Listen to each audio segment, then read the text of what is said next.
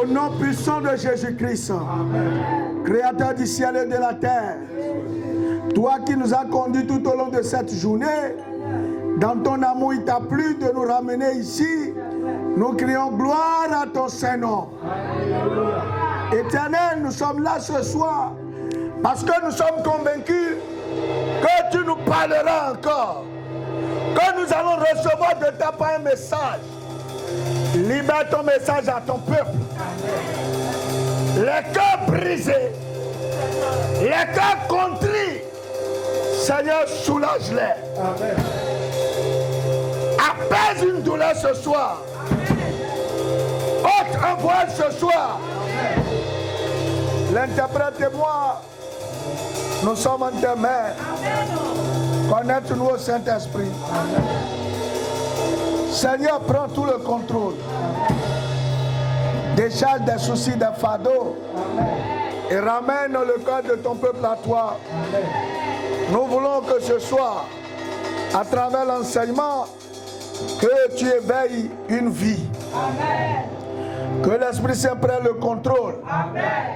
Les principautés, la domination, les esprits méchants dans les lieux célestes, qui s'invitent dans de pareils lieux, recevez le feu.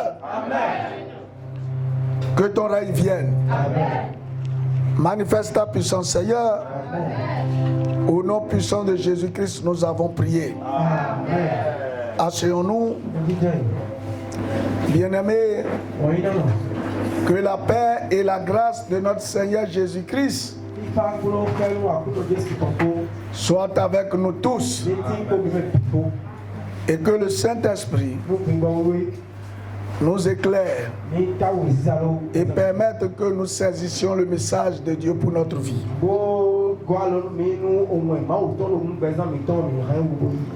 Ce soir, nous allons poursuivre l'étude du chapitre 4 du livre de Apocalypse. Bien-aimés, ce chapitre marque le début d'une autre histoire.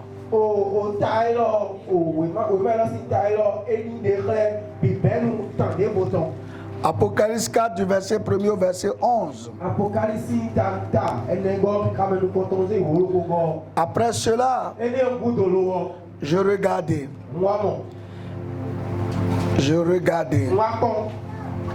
Et voici, une porte était ouverte dans le ciel. La première voix que j'avais entendue comme le son d'une trompette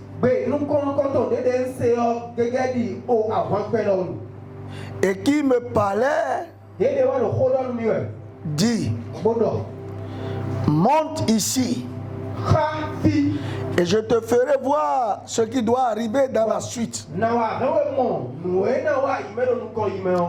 Aussitôt, je fus ravi en esprit. Et voici, il y avait un trône dans le ciel. Et sur ce trône, quelqu'un était assis. Celui qui était assis avait l'aspect d'une pierre de jaspe et de sardoine. Et le trône était environné d'un arc-en-ciel semblable à de l'émeraude.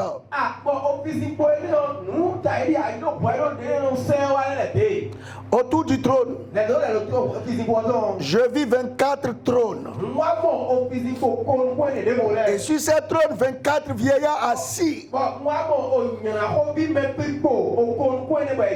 revêtus de vêtements blancs. Et sur leur tête des couronnes d'or. Du trône sortent des éclairs, des voix et des tonnerres. Devant le trône brûlent 7 lampes ardentes, qui sont les 7 esprits de Dieu. Il y a encore devant le trône comme une mer de verre.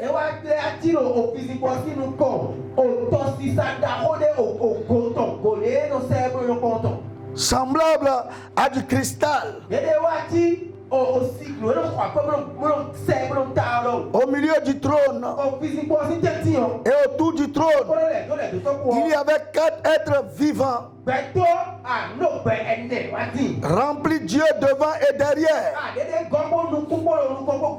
Le premier être vivant est semblable à un lion. Le second être vivant est semblable à un veau. Le troisième être vivant a la face d'un homme. Et le quatrième être vivant est semblable à un aigle qui vole. Les 4 êtres vivants ont chacun 6 ailes. Et ils sont remplis de Dieu tout autour. Et au-dedans, ils ne cessent de dire jour et nuit: Saint, Saint, Saint est le Seigneur Dieu, le Tout-Puissant qui était, qui est et qui vient. Quand les êtres vivants rendent gloire et honneur et action de grâce à celui qui est assis sur le trône, à celui qui vit au siècle des siècles,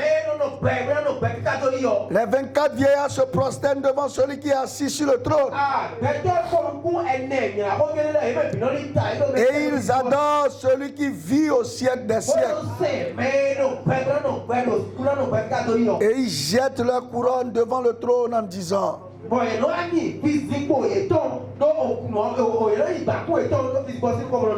Tu es digne, notre Seigneur et notre Dieu, de recevoir la gloire et l'honneur et la puissance, car tu as créé toutes choses.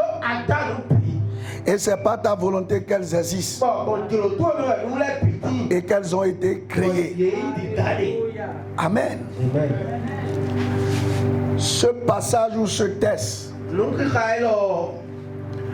renferme beaucoup de symboles. Il y a beaucoup de langage symbolique dans ce passage.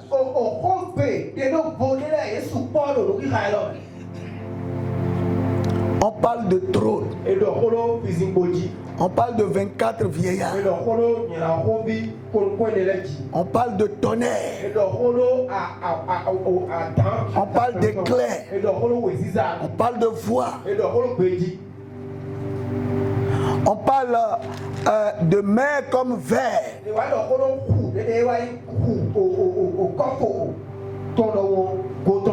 On parle des êtres vivants. Tout ça rime à quoi? Bien-aimé, vous allez voir que à partir du chapitre 4 jusqu'à la fin,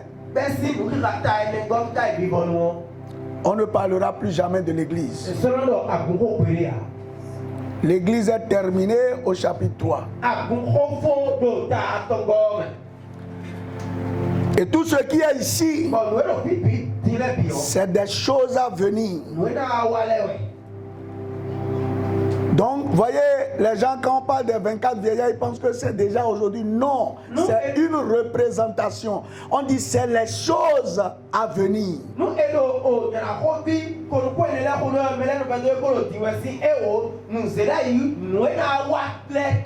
Bien aimé,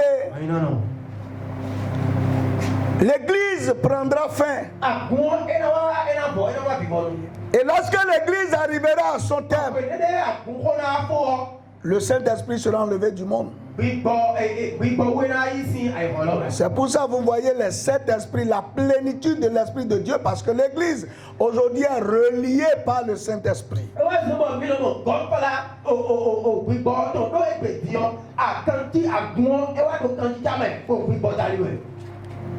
Bien-aimé,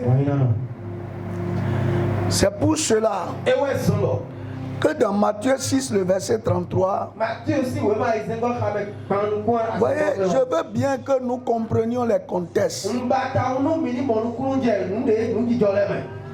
Il dit cherchez premièrement le royaume et la justice de Dieu. Et toutes ces choses vous seront données par-dessus. Bien-aimé, les choses derrière lesquelles tu cours,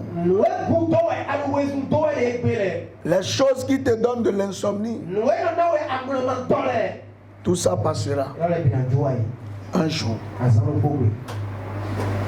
C'est pour cela que celui qui concentre seulement son énergie que sur les choses qui vont périr, franchement, il perd son temps.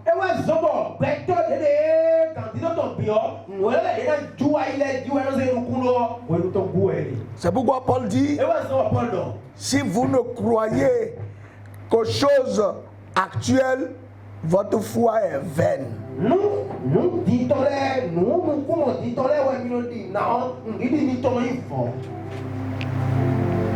Parce que quand l'église partira, ce que vous commencez à voir, le trône dont on a parlé, voyez, il y a quelques caractéristiques du trône qui montrent que ce n'est plus ce trône de grâce, ce trône de miséricorde devant lequel on s'en va. Non, non, non. Aujourd'hui, on dit, je plaide ta grâce, je viens au trône de Dieu, demander ta miséricorde. Ça va prendre fin. Voyez, le trône, on dit du trône sortent des éclairs. Non, ça dit que oui, ça sort des éclairs. Le trône là libère des éclairs. Quand il veut prévoir la voix, voilà, ça sort des éclairs. Des voix et des tonnerres. Est-ce que c'est comme ça que quand on veut, quelqu'un qui veut faire miséricorde là, c'est comme ça qu'il vous parle? Vous savez, celui qui veut vous faire miséricorde, il a un visage attrayant. Son langage est doux. Mais ici on dit du trône sortent des éclairs. Des éclairs pourquoi? Pour mettre à nu le péché, les mauvaises choses de l'homme.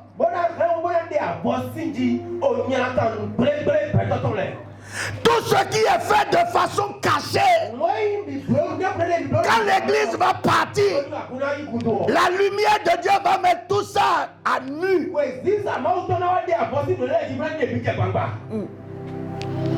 Frère,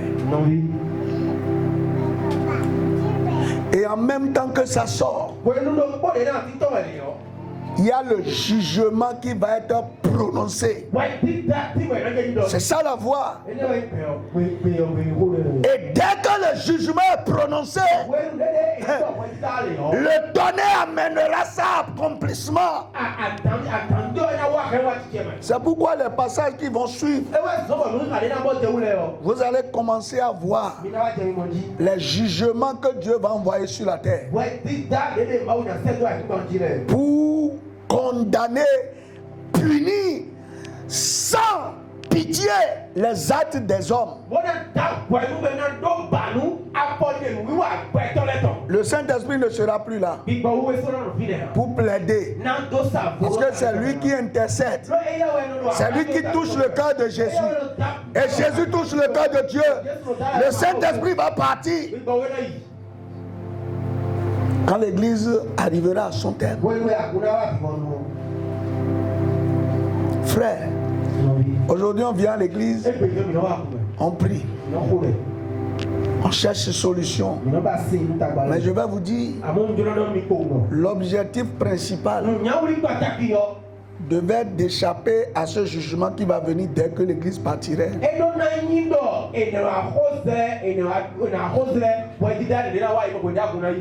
À quoi te servirait tout l'argent que tu cherches lorsque le jugement de Dieu va se fondre sur le monde? À quoi cela va te servir? les belles maisons, les belles voitures, ça va te servir à quoi? Au moment où Dieu sera... Vous allez voir, on va voir, dans les chapitres qui suivent, on va voir les jugements. Mais ici, le chapitre 4 et le chapitre 5 commencent à parler des premières choses après l'enlèvement de l'église. Et ce qui sont automatiquement, dès que l'église est enlevée du monde, c'est le jugement. Dieu va installer son trône de jugement. C'est pourquoi le trône qui est installé ici, ce n'est pas le trône qui est là aujourd'hui. Aujourd'hui, c'est le trône de grâce. C'est le trône où coule la bénédiction de Dieu. Mais dès l'enlèvement de l'église, c'est le trône de jugement.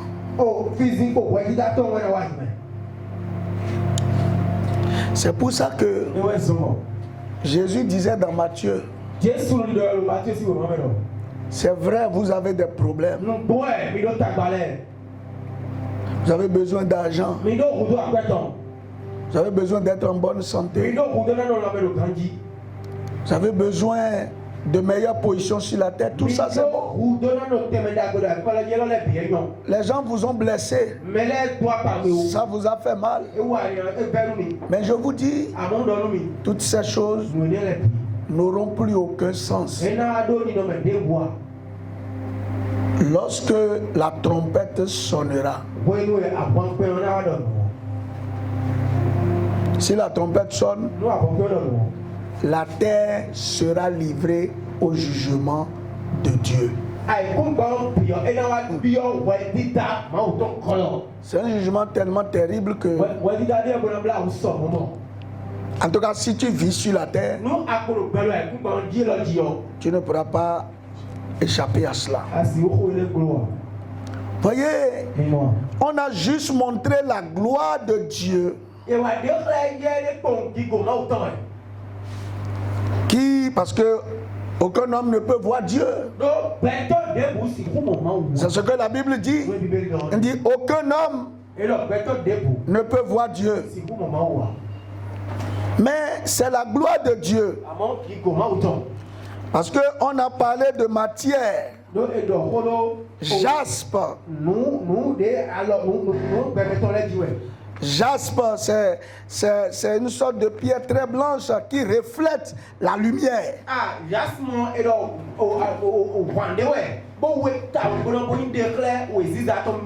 Parce qu'on a dit celui qui était dedans,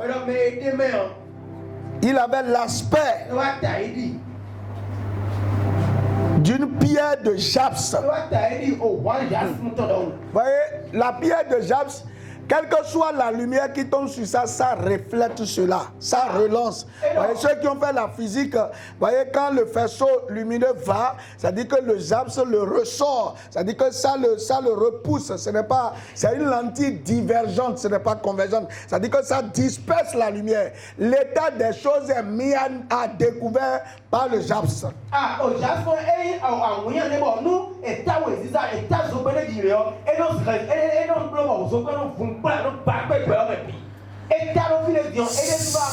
C'est la gloire de Dieu et son caractère manifesté, rendu visible à la créature.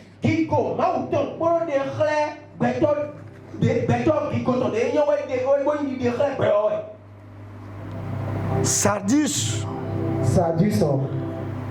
La deuxième matière, on dit de sardoine ou le sardus. C'est une pierre précieuse de couleur rouge comme le sang.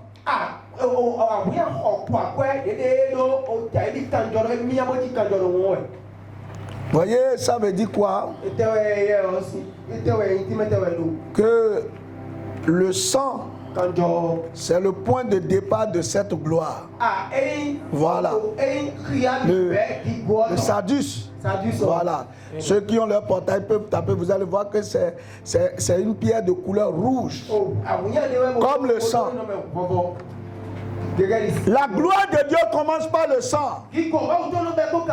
Voyez, quand vous voulez manifester la gloire de Dieu, le sang doit vous laver, vous purifier, pour que vous soyez maintenant éclatant comme la gloire de Dieu.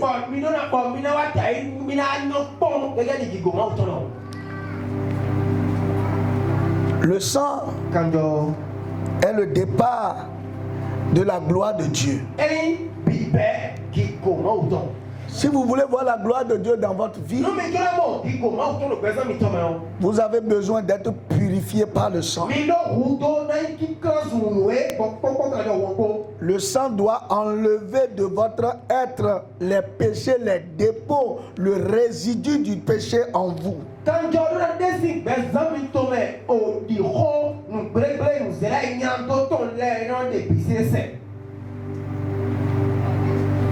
Parce que les rachetés, c'est ceux qui ont lavé leur robe dans le sang de l'agneau. Bien-aimé, personne ne peut entrer dans la gloire de Dieu sans que le sang ne fasse le travail véritable dans sa vie.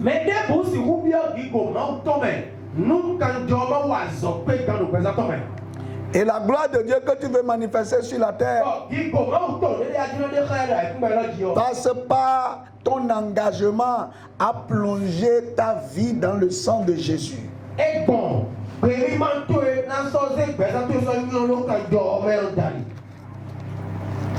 Bien-aimé, la gloire de Dieu est intimement liée au sacrifice de Jésus-Christ.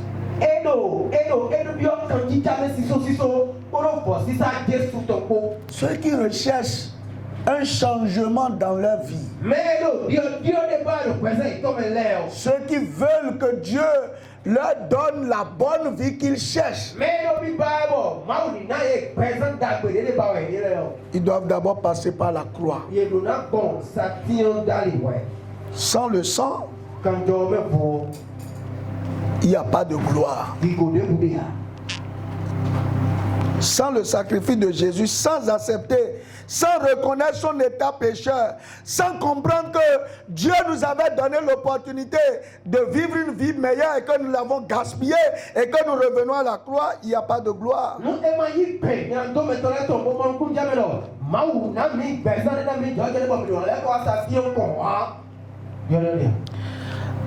Ce trône est entouré par l'arc-en-ciel.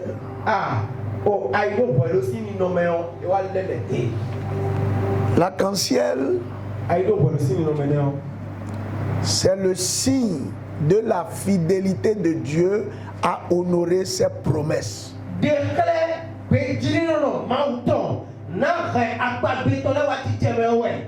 Ça veut dire que Dieu dira: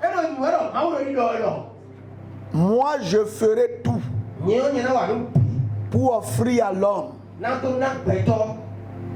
tout ce que j'ai promis pour que sa vie soit heureuse et sur la terre et dans l'au-delà.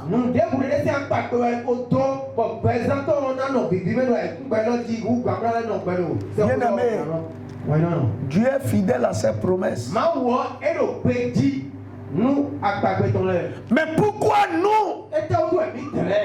nous ne voyons pas la manifestation des promesses?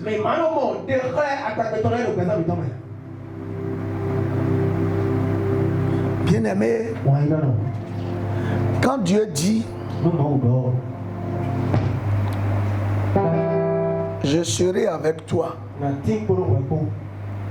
je ne t'abandonnerai point.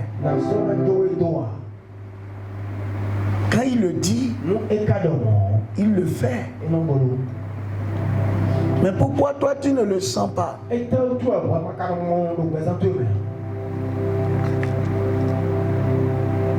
Dieu dit: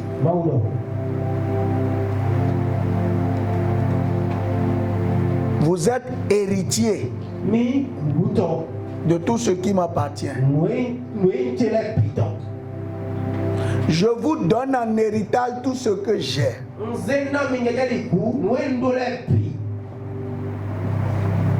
Et je ne retiens rien par rapport à vous. Les mêmes privilèges que Christ a eu là, je vous les donne aussi. Bien aimé, quand je lis ça, je pense à des choses. Un, sur le plan matériel, Jésus avait la capacité de nourrir 5000 personnes sans que ses ressources ne s'épuisent. Oui ou non? C'est pas ça? Ok. Jésus savait où trouver l'argent quand c'était nécessaire.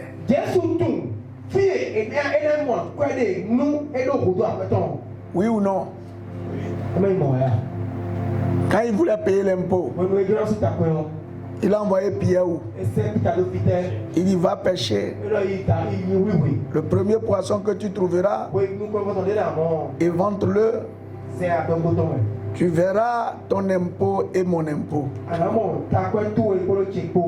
Donc il savait là où il trouvait l'argent. Ok, je vais loin. La belle-mère de Pierre avait la fièvre.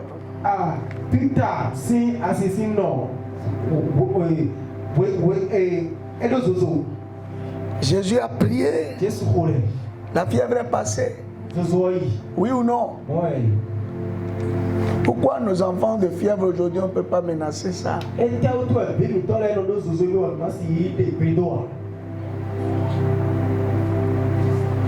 Les gens sont venus pour attraper Jésus. Mais ils ne l'ont pas reconnu. Pourquoi les méchants qui te cherchent te retrouvent?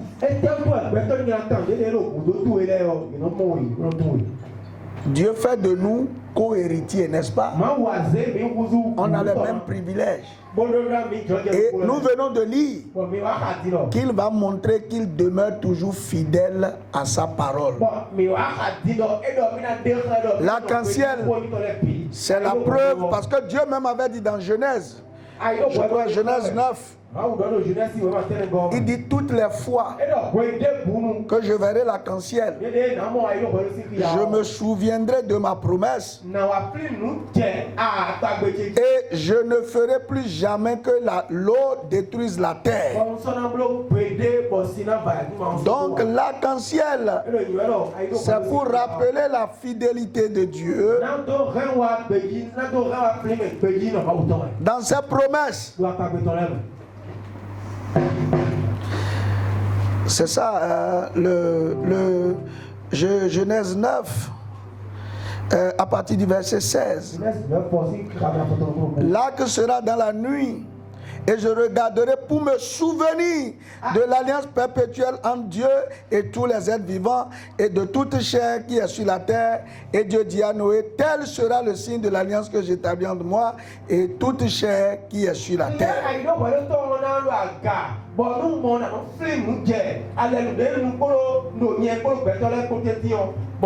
À partir du verset 14, il dit 13, j'ai placé mon arc dans la nuit et il servira de signe d'alliance entre moi et la terre. Quand j'aurai rassemblé des nuages au-dessus de la terre. Non, les nuages.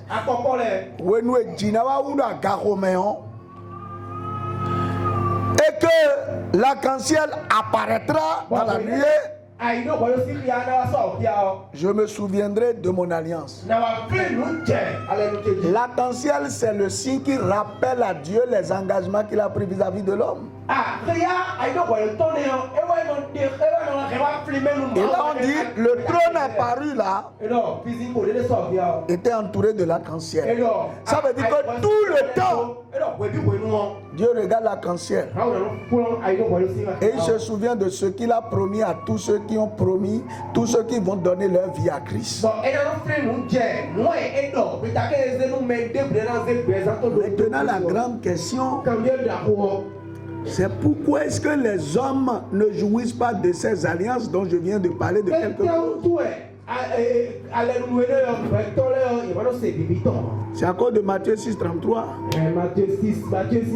Dieu dit, si vous voulez, moi je me rappelle de ces alliances, de cette alliance, cherchez le royaume des cieux. Sachez que tout ça, ça va disparaître.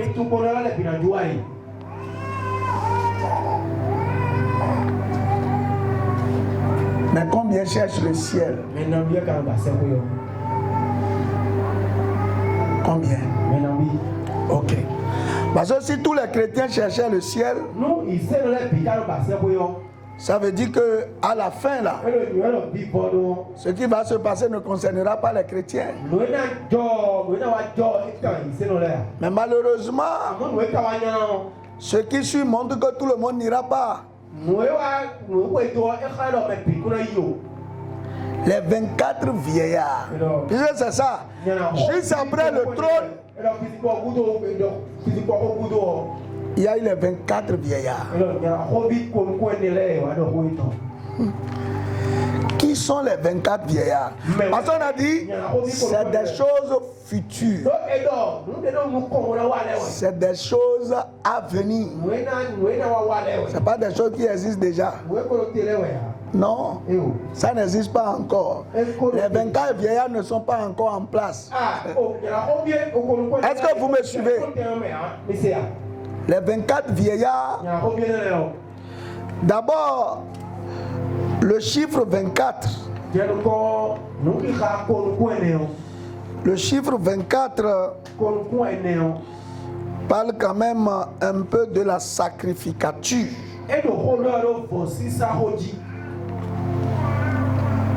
Parle de la sacrificature. Parce que là, je cherche un passage. Je crois que c'est dans un roi où j'ai... Voilà. Ok, nous allons voir un chronique 24. Un chronique 24 à partir du verset 7. Chronique, c'est après le roi. Pour ceux qui sont habitués à la Bible.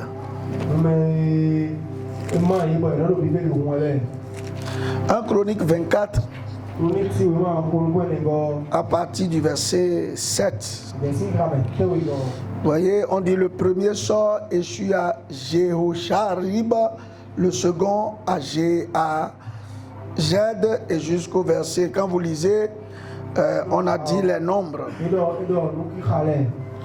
Et au verset 19, c'est ainsi qu'il fut classé pour leur service afin qu'ils entrassent dans la maison de l'Éternel en se conformant à la règle établie par Aaron leur père, d'après les ordres que l'Éternel lui avait donnés, l'Éternel, le Dieu d'Israël.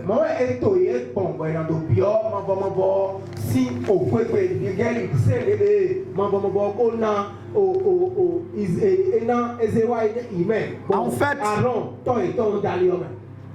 le chiffre 24, c'est l'ensemble de l'ordre des sacrificateurs.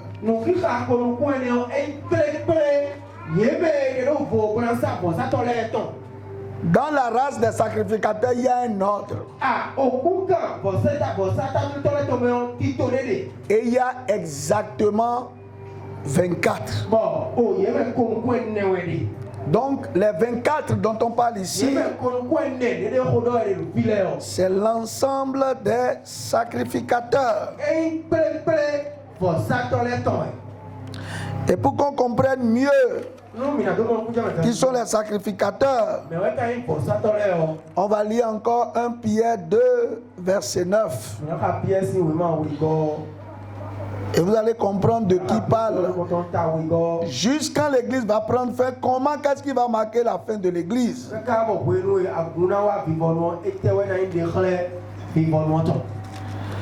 1 Pierre 2, verset 9, si quelqu'un là, il n'y a pas de souci, parce qu'on est en train d'étudier. Ça dit ceci, dit, Vous, au contraire, vous êtes une race élue, un sacerdoce royal, une nation sainte, un peuple acquis, afin que vous annonciez les vertus de celui qui vous a appelé des ténèbres à son admirable lumière.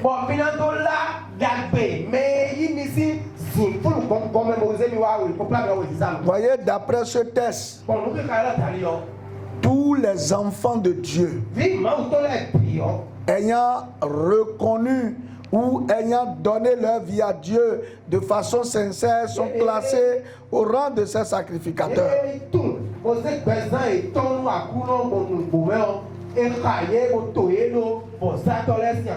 Donc, les 24 vieillards dont on parle, quand la trompette va sonner, quand Jésus reviendra dans les airs, c'est l'ensemble de tous ceux qui ont donné leur vie à Jésus-Christ et de tous ceux qui avaient marché avec Dieu auparavant. C'est eux qui seront là-bas et c'est là la place que Dieu leur réservait. Ils seront tout autour du trône de Dieu pour contempler la gloire de Dieu.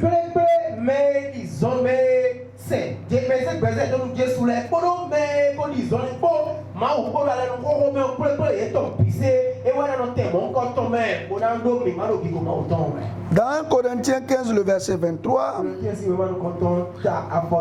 on a dit, mais chacun en son rang, Christ comme prémisse, puis ceux qui appartiennent à Christ lors de son avènement.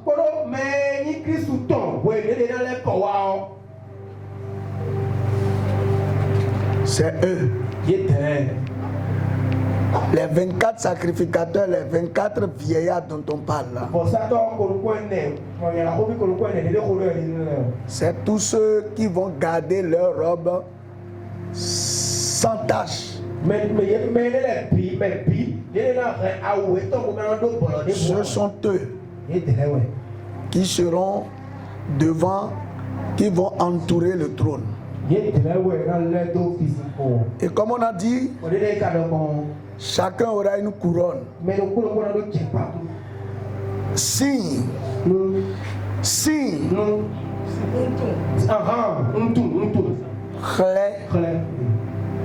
de la récompense de Dieu à leur égard. Vous voyez, quand Jésus a dit, je m'en vais pour vous préparer une place, c'est cette place-là, c'est cette place des 24 vieillards. Cependant que les vieillards seront là, le monde n'aura pas encore pris fin. Des gens seront encore là-bas, sur la terre. Mais eux, ils vont partir. Mais ils vont partir pour faire quoi? Pour contempler la gloire de Dieu. Et pour adorer le roi des rois. Donc à la fin de toutes choses, ce qu'on va faire, c'est l'adoration. C'est l'adoration. C'est pour ça que tout ce qu'on court ici là, rien de cela ne sera utilisé là-bas. Quand tu viens à l'église, il n'y aura même plus prédication. À cet endroit-là, il n'y aura que la gloire. Il n'y aura que la louange. Et regardez, on a dit, là où ils seront là, c'est comme une mer de verre. Mais en réalité, au ciel, il n'y aura plus de mer. Non, non. Au ciel là. Donc quand on parle de mer, verre de mer là, c'est pas comme si la mer sera au ciel, non.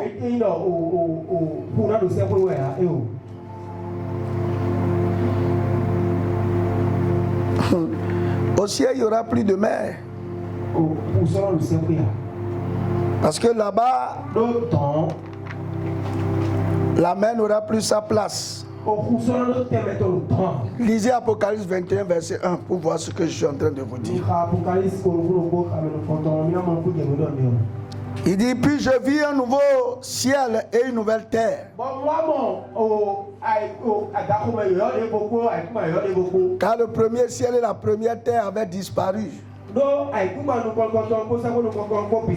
Et la mer n'était plus. Ou bien? Donc en fait, vraiment, je ne sais pas si même si vous n'êtes pas allé dans les pays arabes ou les pays du Golfe, les Émirats, vous voyez ça à la télé quelquefois. Vous voyez là, le parterre. Il y a quelquefois des carreaux, tu te regardes dedans, c'est que tu peux voir ton image. Donc tellement l'espace c'est comme des verres. C'est si tu veux, tu ne vois que du blanc scintillant. Brillant. Vous savez, c'est un endroit quand vous êtes là, vous n'avez pas faim, vous n'avez pas soif, vous n'êtes pas malade, vous n'avez pas sommeil, vous ne voulez pas quitter. J'imagine certains parmi vous, le jour où tu vas descendre à certains aéroports sur cette terre-là, c'est-à-dire que vous allez tellement regarder les choses qu'on va vous dire, mais allons-y, non? Voyez l'endroit là. Voyez, le trône est posé sur ça. Et ceux sur quoi ils vont être posés là, la place que Jésus a dit là, c'est une place qui repose sur des vers. Je ne sais pas comment décrire ça. Donc, imaginez quand on veut poser les pieds sur ça, comment on se sent. Vous allez dans le salon de certaines personnes, ils ne vous disent rien, mais vous avez vous-même envie d'enlever vos chaussures avant de rentrer. Tellement, en fait, ce que je dis, et quand je vois un peu la décoration, j'ai vu la décoration d'une maison d'un président. Il y avait de l'or partout, même dans sa douche, baignoire là, c'était fait en or massif. Tu vois, les décorations, non, franchement, c'était. Et toi-même, tu regardes ça, mais la Bible dit que même cette beauté-là, n'a rien à voir de comparable à la beauté de l'or. C'est-à-dire que quand on dit la blancheur de non pas là, c'est d'une beauté indescriptible.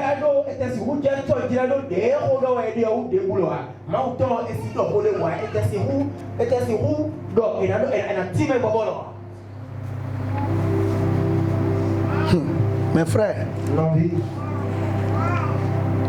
c'est la destination des saints. Les 24 là, c'est tous ceux qui vont entendre la trompette. Et la trompette, ce n'est pas que l'église, même ceux qui sont morts avant la naissance de l'église, qui étaient en relation, tous ceux qui sont dans le sein d'Abraham, c'est eux tous. Et ceux qui seront vivants ensemble, c'est eux les 24. Et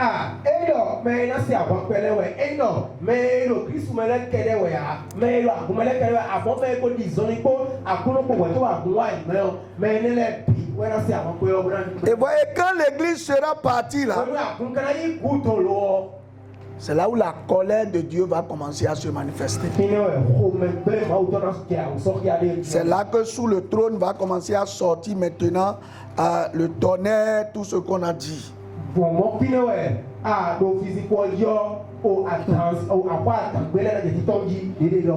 quand vous lisez dans Apocalypse 8, le verset 5, et l'ange prit l'ascensoir, le remplit de feu de l'autel et le jeta sur la terre. Il eut des voix, des tonnerres, des éclairs et un tremblement de terre. L'église est déjà là-bas. Et tout ce que les anges font, ce n'est que semer des problèmes sur la terre. Dieu bon, Dieu miséricordieux, ça va se ranger. C'est le Dieu juste qui va apparaître. Le Dieu qui jugera les péchés. Mais les 24 seront épargnés de ça. Les événements que nous allons commencer à décrire à partir du chapitre 7.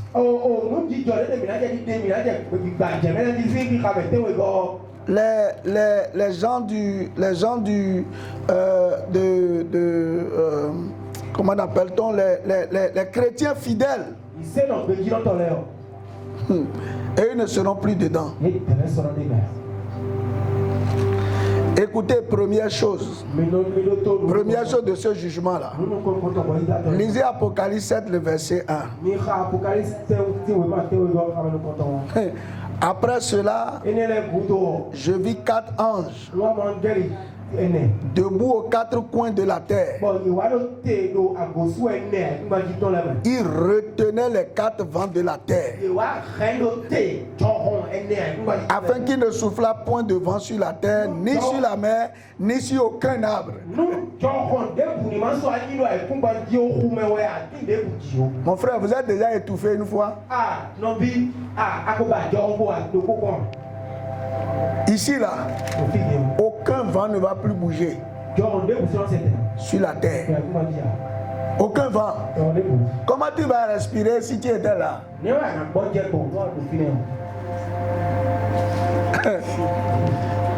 Est-ce que vous réfléchissez un peu?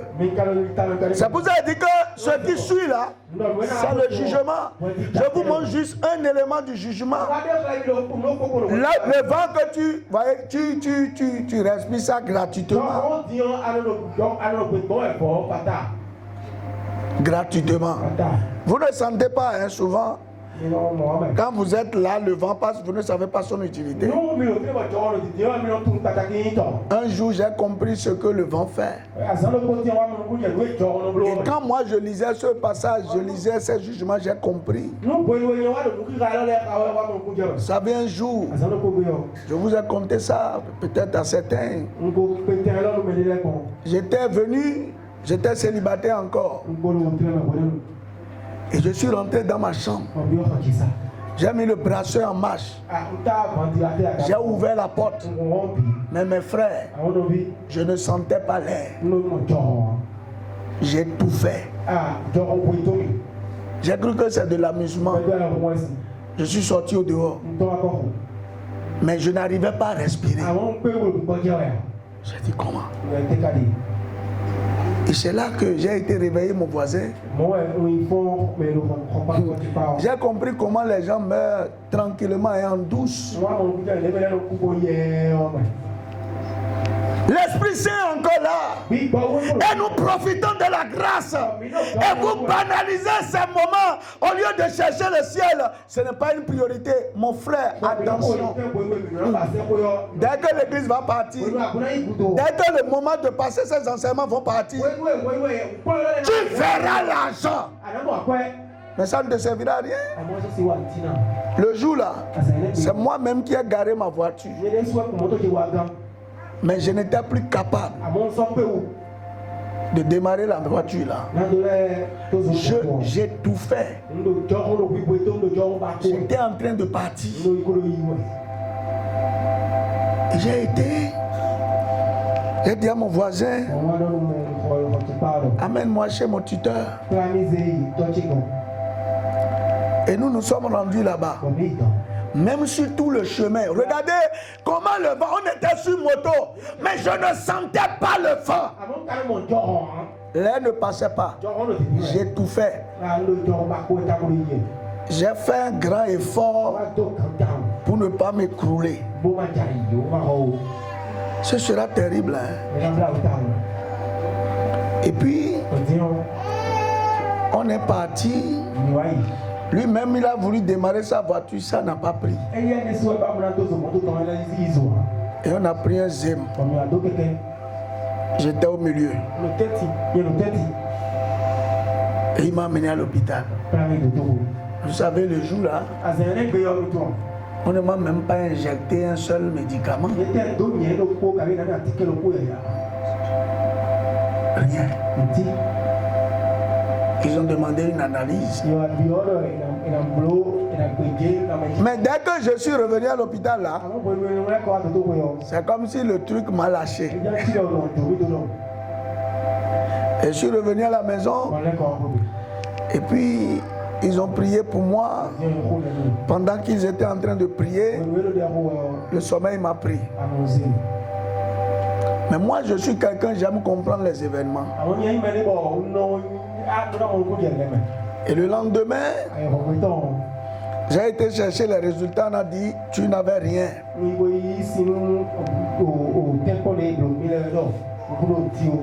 Et quand je suis rentré dans ma chambre, j'ai dit Dieu, je dois comprendre ce qui s'est passé hier. Ouvre mes yeux pour que je comprenne ce qui m'est arrivé.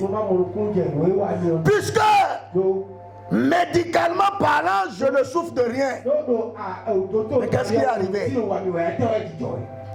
Et c'est là que quand j'ai fini de prier, avec une foi ferme, le sommeil m'a pris. À peine. Et c'est là que j'ai vu un homme venir. C'est là que je veux comprendre ce qui s'est passé. L'homme est venu avec une main. Il a fermé ma narine, ma bouche, pour que l'air n'entre pas. Et avec la deuxième main, il a mis ça sur ma poitrine. Et il voulait m'étouffer. Et donc c'est ce que je vivais. Mes narines étaient bouchées, étaient fermées. Ma bouche était fermée. Comment l'air pouvait entrer même si je vois l'air comme ça?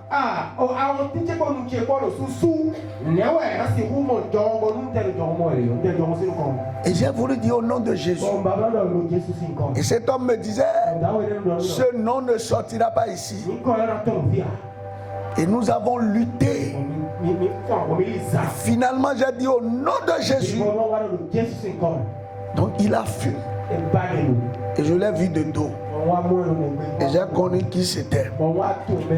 Mes frères, ça c'est une expérience personnelle. Maintenant on dit, les anges vont se mettre aux quatre coins. Et ils vont fermer la porte au vent. Vous voyez l'état de vie des gens? Vous avez vu quelqu'un étouffé déjà une fois? Vous voyez comment on est irrité de l'intérieur? Dis à celui qui est à côté de toi, fais tout pour échapper à ces moments. Dis-lui ça.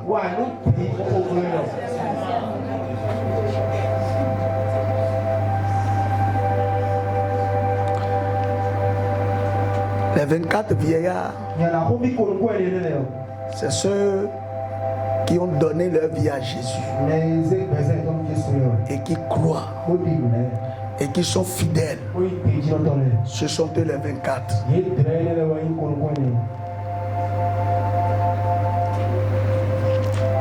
Ensuite,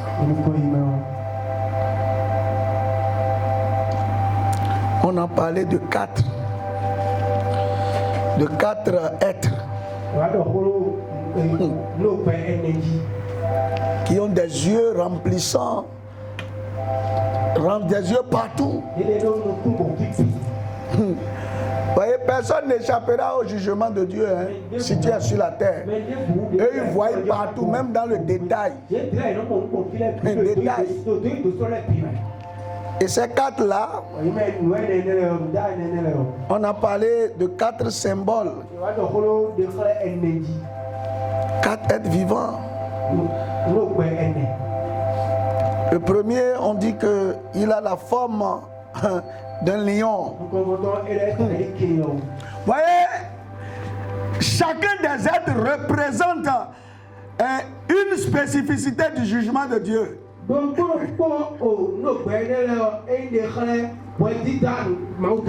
Le lion suggère la force et la puissance.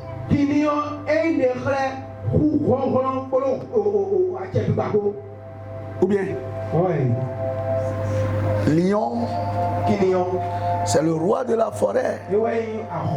C'est l'animal le plus puissant, n'est-ce pas? Et donc, Le jugement de Dieu sera exercé avec puissance et force.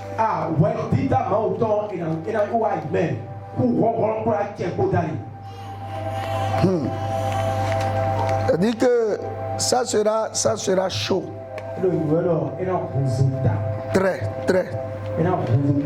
Très chaud.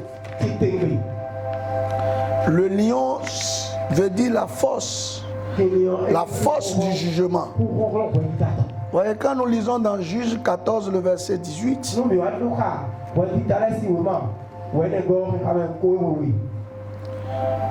Juge 14, verset 18, quelqu'un dit là. Les gens de la ville dirent à Samson le 7e jour. Avant le coucher du soleil. Juge 14. Oui, verset 18. Ok. Oui, allez-y. Quoi de plus doux que le miel? Et quoi de plus fort que le lion? Et il leur dit, si vous n'aviez pas labouré avec ma génisse,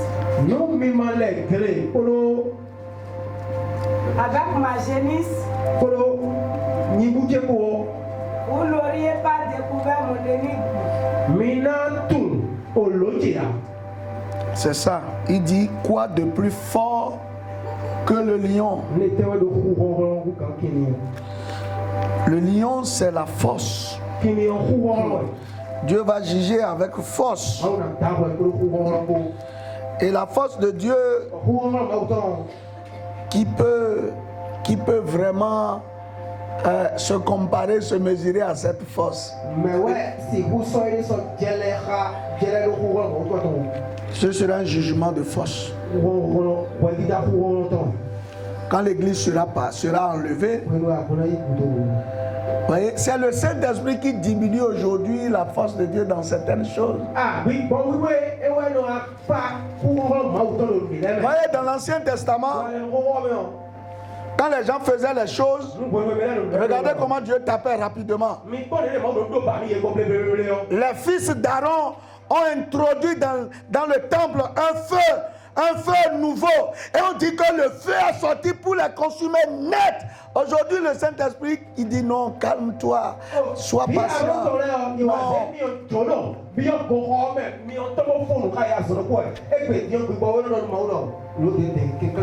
Regardez, Uza a voulu toucher l'âge de l'alliance parce qu'il n'était pas habilité, qualifié. Il est mort sur place. Ce sera terrible. Hein?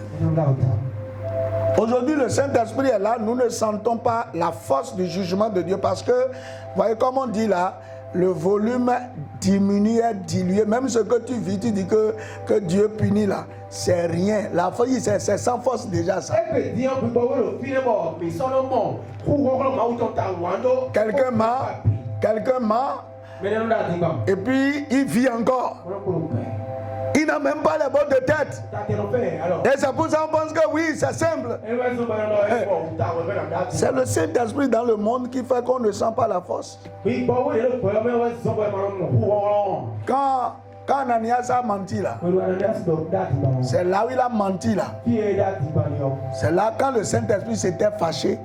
Il était là, mais fâché. Il est mort. Saul, avec toute son armure, toute l'armée là, le Saint-Esprit était quand même déjà en action. Hein. Il est tombé bris. Mes frères, le jugement de Dieu là, aujourd'hui tu escroques quelqu'un, rien ne se passe. Ok, quand l'église va partir, il faut continuer dans ça. C'est là que tu sauras ce qu'on appelle colère de Dieu.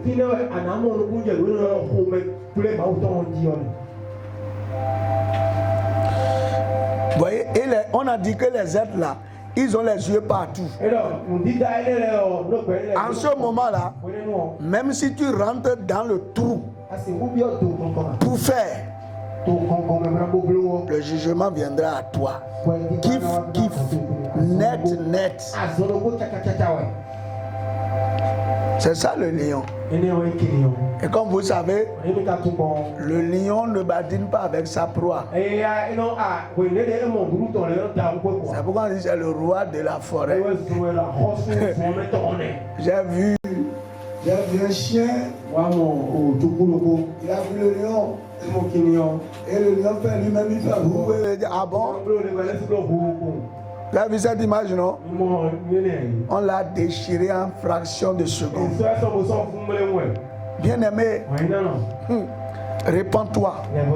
Tout ce que je peux te dire, répands-toi. Parce que cette période-là, personne de nous ne connaît. Cette nuit-là, la trompette peut sonner. Et si tu n'es pas parmi les 24, c'est fini. Je vais finir par ce ça. Les autres, je vais revenir parce que le temps est parti. Les 3 autres là, je vais revenir sur ça. Un beau jour, le monde sera confondu. On nous cherchera partout disparu. Et on dira maintenant, ô mort, où est ta victoire? En un clin d'œil, nous serons enlevés. Quand l'église va partir, tout ce que vous voyez aujourd'hui là, sincèrement, c'est la perdrix mal qui est tombé dans les pièges. Assoclé. Elle a crié waouh, waouh, waouh. Et il dit à sa femme, elle sait mes yeux sont rouges. Et sa femme a dit, yeux rouges. Attends d'abord. Tu dis que tu as des problèmes aujourd'hui quand on parle de Dieu, tes problèmes sont trop. Un temps vient. Voyez, dans la suite là, dans le jugement là, voyez, on dit les gens vont dire à la mort vient, moi va dire moi je vais te rendre service pour que tu meurs. Ouais, la mort même trouvera que tu es quelqu'un, ça lui rendre service. Donc il va refuser. Les gens vont se mettre sur la voie. Titan va passer sur eux. Et ils vont se relever encore. Parce que le problème dit, on n'a pas fini avec toi.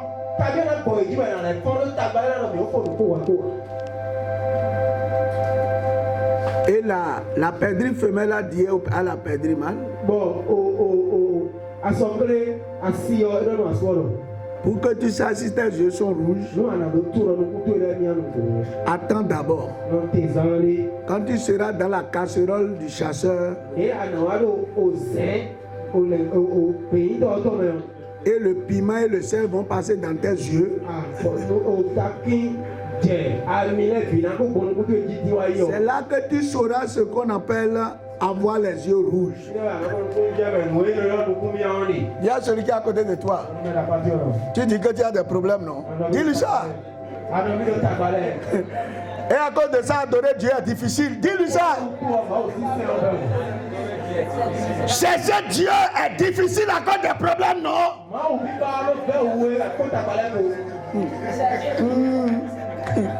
Dis-lui ce qu'on appelle problème là. Si tu peux attendre après l'enlèvement de l'église, tu vas mieux comprendre ça. Bien aimé, je dis tout ça. Dieu est fidèle à ses promesses.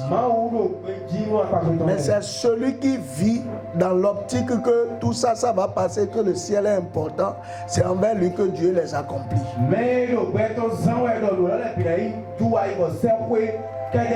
Toi qui, à cause de tes problèmes actuels, tu es en train de mentir. Tu es en train de vivre une vie parce que tu dis comment je vais faire. Non, moi je n'ai pas de choix.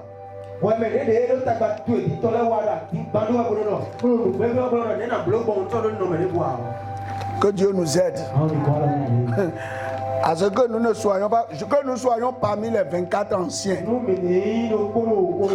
En tout cas, moi, je reste tranquille, je réfléchis. Hein. Je ne vais pas faire tout ça là. Non, je serai quand même le premier parmi les 24 anciens quand même. Que Dieu nous aide à être parmi les 24 anciens. Parce que dès que les 24 anciens sont enlevés, voyez, eux ils seront en train de voir les choses qu'ils n'ont jamais vues. Imagine-toi, peut-être là où tu es là, tu entends parler d'avion, tu n'es jamais entré dedans. Imagine, on parle de Dubaï, c'est joli. Imagine-toi en train de manger, mais ce n'est pas pour faire porte-porte, mais c'est pour marcher vrai avec ton argent.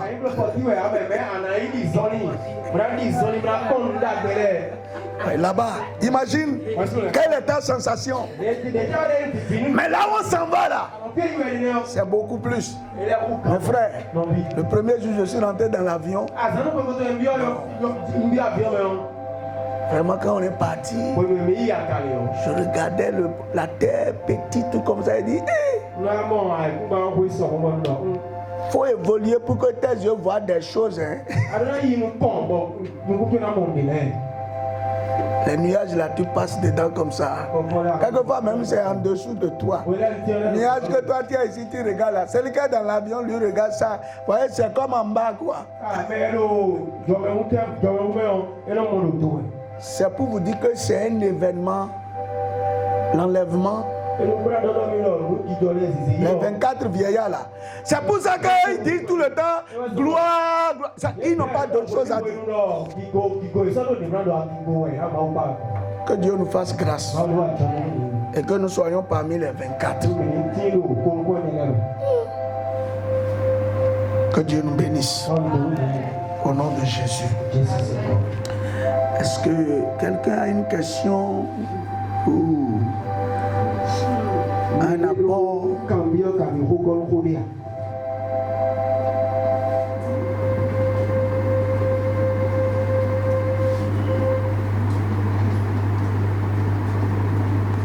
Vous n'avez pas de questions et vous n'avez pas d'apport. Que Dieu nous bénisse. Pour que nous soyons parmi les 24 anciens. Il ne faut pas venir seulement à l'église et que ça s'arrête là. Au nom de Jésus.